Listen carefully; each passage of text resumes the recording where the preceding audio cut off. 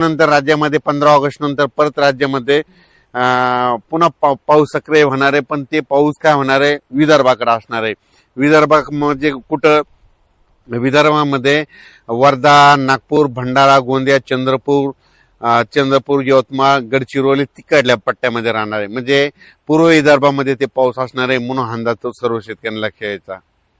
तसेच कोकणपट्टी, नाशिक, कोल्हापूर, त्याच्यानंतर पुणे ह्या पट्ट्यात काय होईल, आणखीन 2-3 दिवस सरी मध्ये चालूच राहणार. काही ठिकाणी जोराचा पाऊस पडेल, 10 मिनिटाचा, 20 मिनिटाचा, अर्ध्या तासाचा असा पाऊस चालूच राहणार आहे, म्हणून अंदाज त्या शेतकऱ्यांना घ्यायचा. त्याच्यानंतर इकडं मराठवाड्यामध्ये परभणी, लातूर, हिंगोली, त्याच्यानंतर नांदेड, संभाजीनगर, जालना, धाराशिव, लातूर, बीड ह्या पट्ट्यामध्ये काय होणार आहे, आणखी 2-3 दिवस स्थानिक वातावरण तयार होऊन दुपारपर्यंत ऊन पडणार, लगेच अर्ध्या तासाचा 1 तासाचा जोराचा पाऊस पडणार आहे, म्हणून अंदाज घ्यायचा. त्याच्यानंतर उत्तर महाराष्ट्राकडे काय होईल, अशा सरी नाशिक जिल्हा, नंदुरबार, धुळे, जळगाव तिकडे देखील काय होईल, दुपारपर्यंत अशा सरी चालूच राहतील. आणि त्याच्यानंतर दुपारनंतर ऊन पडल्यानंतर पुन्हा अर्ध्या 1 तासाचा पाऊस जोराचा पडणार, पुन्हा अंदाज लक्षात. खूप मोठा पाऊस पडणार नाही, फक्त काय होईल 10-20 मिनिटाचा पाऊस असणार आहे, म्हणून अंदाज सर्व शेतकऱ्यांना घ्यायचा. तसेच नांदेड, लातूर, धाराशिव, सोलापूर, त्याच्यानंतर सांगली, बारामती इकडे काय होईल, सरी मात्र सुरू राहतील.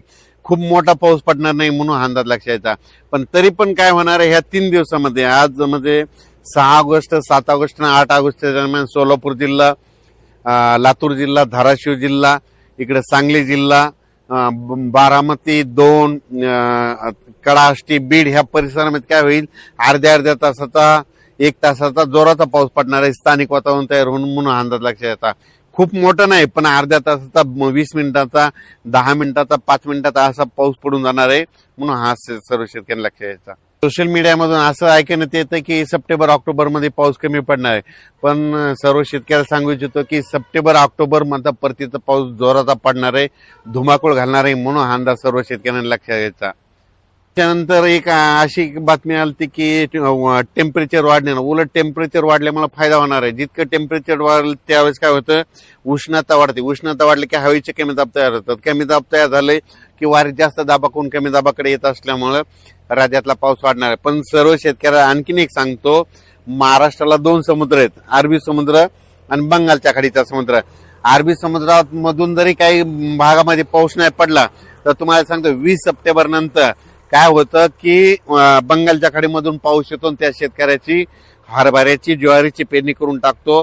आणि शेतीमध्ये सगळ्यात महत्वाचा काही भाग असे आहेत, काही जिल्हे असे आहेत की त्यांना बंगालच्या खाडीचा म्हणजे याचा पाऊस चांगला पडतो, परतीचा पाऊस जास्त पडतो. मग त्याच्यामध्ये जिल्हे सांगतो, नांदेड जिल्हा झालं, परभणी जिल्हा झालं, धाराशिव जिल्हा झालं, त्याच्यानंतर इकडं जालना, त्याच्यानंतर इकडं अहिल्यानगर, सोलापूर जिल्हा, सांगली जिल्हा, सांगोला तालुका ह्या पट्ट्यामध्ये काय. त्याच्यानंतर मानखटाव म्हणजे एक सातारा जिल्ह्यामध्ये मानखटाव असा एक तालुका आहे, तिथं दरवर्षी पाऊस आता देखील कमी आहे. मग त्यांना पाऊस कधी पडतो, तर त्यांना परतीचा पाऊसच येतो, म्हणून हा अंदाज लक्षात यायचा. अहिल्यानगर मध्ये देखील परतीचाच पाऊस जास्त पडतो, म्हणून अहिल्यानगरच्या शेतकऱ्यांनी अंदाज लक्षात यायचा. बीड जिल्हा, त्याच्यानंतर धाराशिव जिल्हा, सोलापूर जिल्ह्यात देखील परतीचाच पाऊस चांगला पडणार आहे, म्हणून हा अंदाज त्यांनी लक्षात घ्यायचा. सध्या आता माझा 15 ऑगस्ट पर्यंत शेतीची कामे करण्यासाठी वेळ भेटणार आहे, पण 15 ऑगस्ट नंतर विदर्भामध्ये म्हणजे पूर्व विदर्भामध्ये वर्धा, नागपूर, भंडारा, गोंदिया, चंद्रपूर, यवतमाळ तिकडल्या पट्ट्यामध्ये चांगला जोराचा पाऊस पडणार आहे, म्हणून अंदाज लक्षात यायचा. अचानक वातावरण बदल झाला तर परत एक मेसेज